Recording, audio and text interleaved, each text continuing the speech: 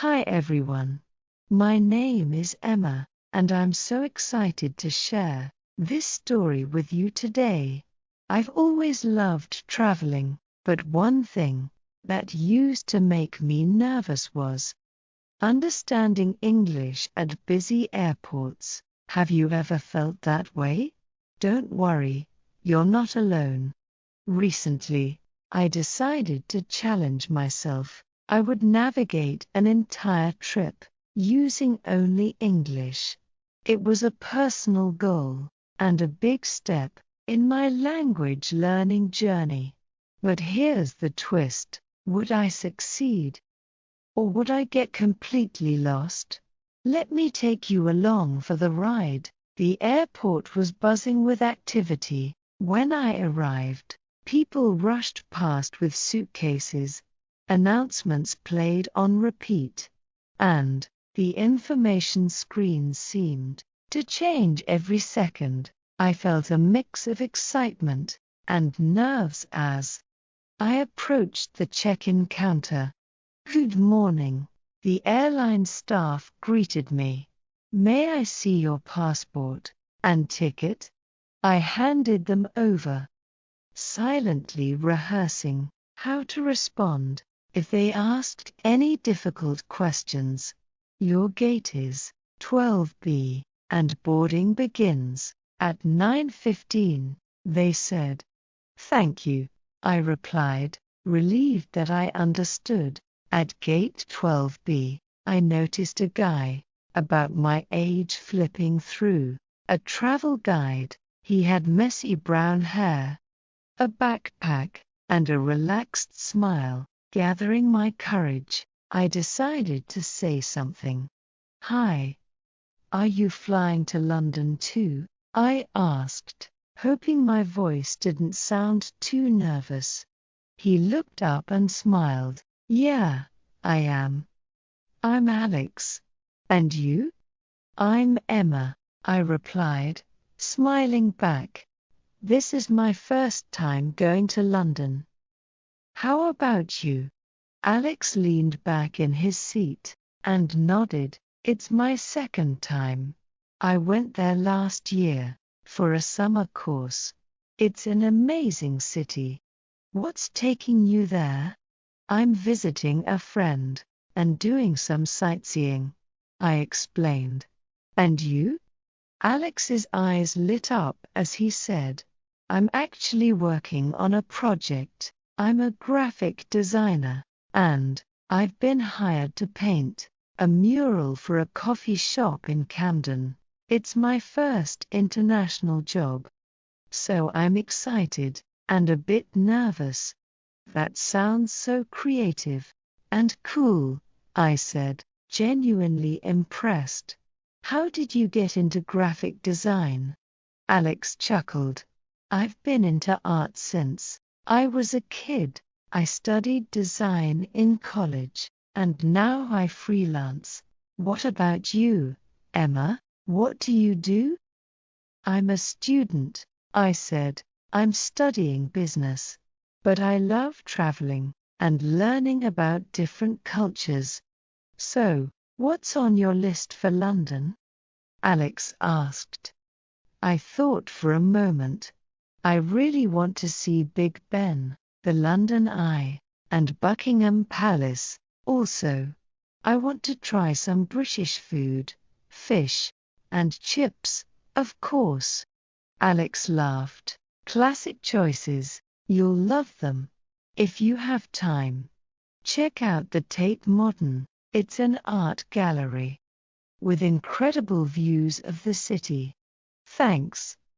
I'll add it to my list," I said, taking out my notebook to jot it down. "What about you? What's Camden like?"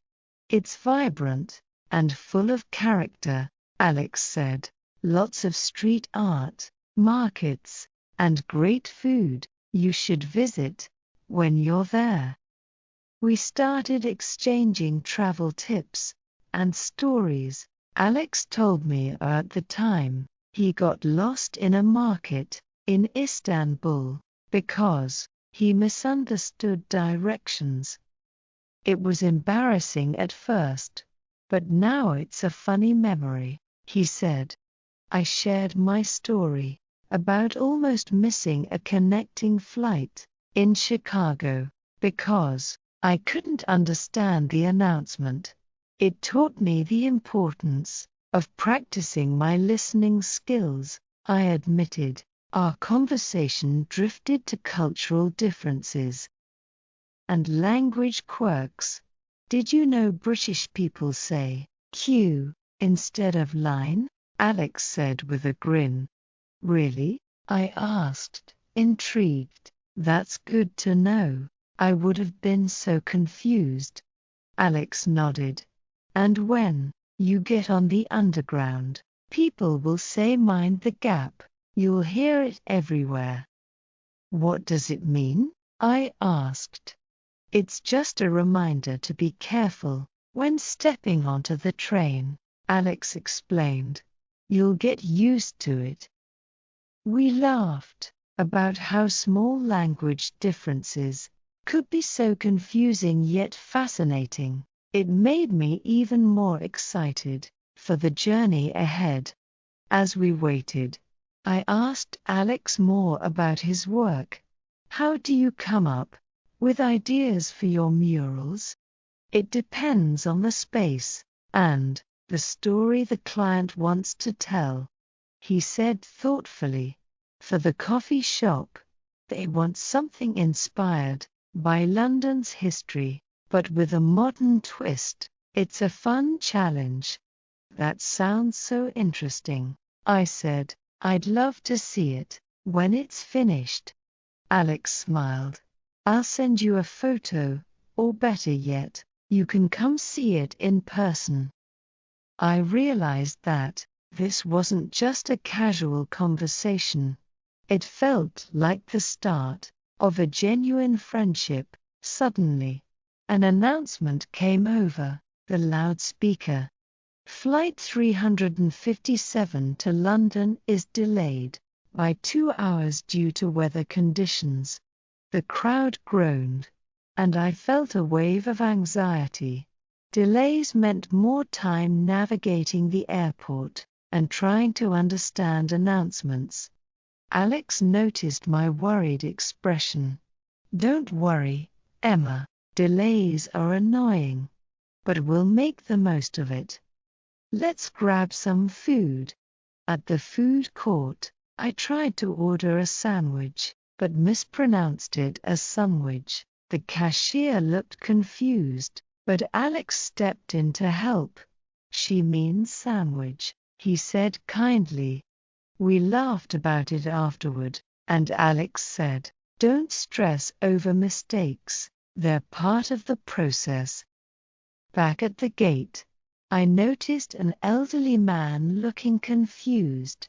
He was trying to understand an announcement, but seemed lost. Excuse me, do you need help? I asked.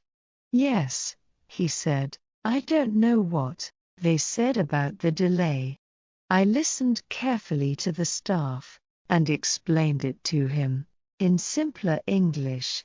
Thank you so much, he said with a relieved smile. As I returned to my seat, Alex said, see? You're already helping people with your English. That's awesome. I realized that despite my mistakes, I was growing more confident with every interaction.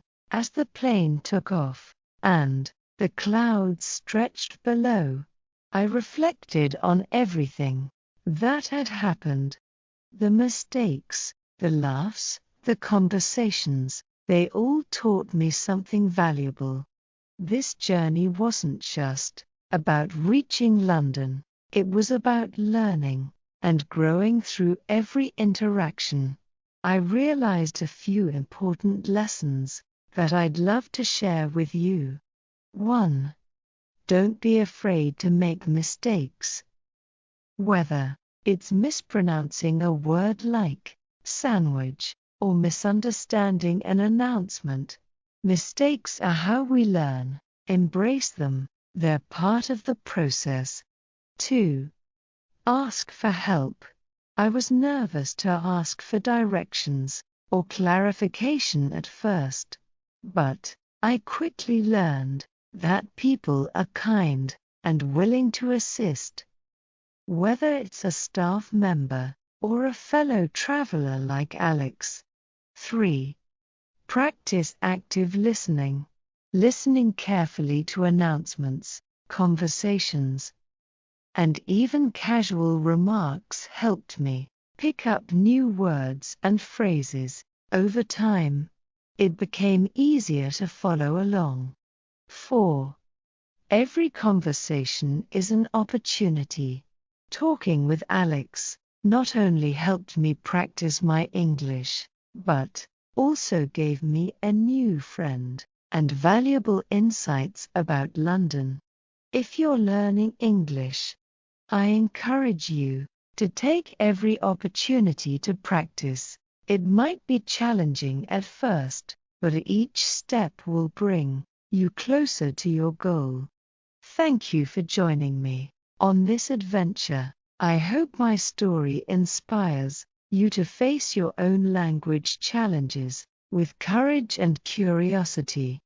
If you want to improve your English and learn practical tips for real-life situations, don't forget to subscribe to my channel. I share stories, advice, and fun ways to practice English. Whether you're traveling, studying, or just starting out, hit that subscribe button, and let's continue this journey together. Remember, every step forward is progress. See you in the next video, and happy learning.